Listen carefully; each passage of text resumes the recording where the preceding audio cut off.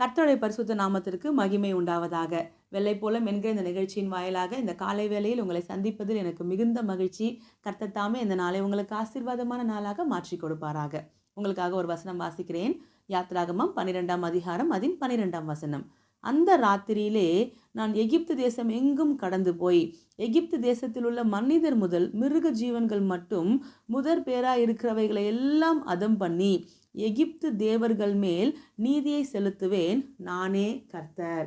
பாருங்க, இந்த மாசம் கர்த்தர் நமக்கு கர்த்தர் என்கிற நாமத்துல, ஏகோவா என்கிற நாமத்துல வெளிப்பட்டிருக்கிறாருன்னு நம்ம பார்த்தோம். அந்த நாமத்துல வெளிப்படும் பொழுது அவர் செய்கிற ஒரு காரியம் என்ன அப்படின்னா, எகிப்து தேசம் எங்கும் கடந்து போய் எகிப்தியருக்கும் இஸ்ரவேலருக்கும் வித்தியாசத்தை காண பண்ணும்படி அங்கே முதற் பேரா இருக்கிறவர்களை எல்லாம் அதம் பண்ணுவேன் அப்படின்னு சொல்றாரு.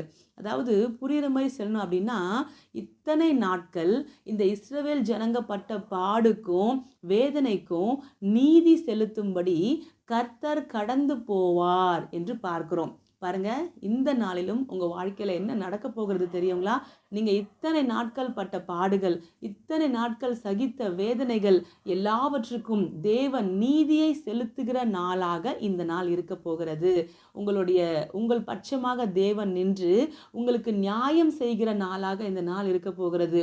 தேவரீர் எழுந்தருளி சியோனுக்கு தயை செய்யும்படி குறித்த அந்த நாள் இந்த நாளாக இருக்கும் என்று நான் கர்த்தருடைய நாமத்துல விசுவாசிக்கிறேன். பாருங்க, கர்த்தர் அப்படி நீதியை செலுத்தின போது என்ன நடந்தது அப்படின்னு கேட்டீங்கன்னா, அதுவரை அந்த ஜனங்களை விடுதலை செய்ய மாட்டேன் என்று வைத்திருந்த பார்வோன் அந்த ஜனங்களை விடுதலை செய்ததை பார்க்கிறோம்.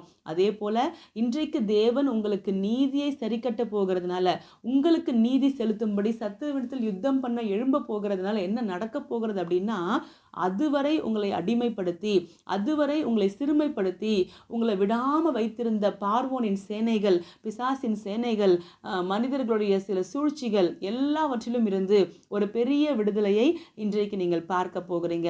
இத்தனை நாள் பட்ட பாடுகளுக்கு தேவன் மிகப்பெரிய விடுதலை கொடுக்கிற நாளாக இந்த நாள் அமைய போகிறது. நம் விசுவாசமாய் கர்த்தரை ஸ்தோத்தரிக்கலாம். பரலோக தகப்பனே, உம்மை ஸ்தோத்தரிக்கிறோம், உமக்கு நன்றி செலுத்துகிறோம். ஆண்டவரே, இஸ்ரவேலருக்காக நீதி செலுத்தப்படுகிற ஒரு நாளை நீங்க வைத்திருந்தது போல ஆண்டவரே, இன்றைக்கு இந்த வார்த்தையை கேட்கிற ஒவ்வொரு கர்த்தருடைய பிள்ளைகளுக்காகவும் நீதியை செலுத்துகிற நாளாக இந்த நாள் இருக்க போகிறபடியால் நன்றி செலுத்துகிறோம். கர்த்தர் கடந்து போகிறதற்காக நன்றி செலுத்துகிறோம். ஆண்டவரே, உம்மை தேடுகிற ஜனங்களுக்கும் உம்மை தேடாத ஜனங்களுக்கும் வித்தியாசத்தை காண பண்ணி ஆண்டவரே, உமது ஜனங்களுக்காக நீர் நிற்கிற தேவன் என்கிறதை எல்லாரும் அறிந்து கொள்ளும்படி செய்ய போகிறீங்க. அதற்காக நன்றி செலுத்துகிறோம். அப்படி செய்து உங்க நாமத்தை மகிமைப்படுத்திக் கொள்ளுங்க. இயேசு கிறிஸ்துவின் நாமத்தில் ஜெபிக்கிறோம் பிதாவே, ஆமென். Thank you. God bless you.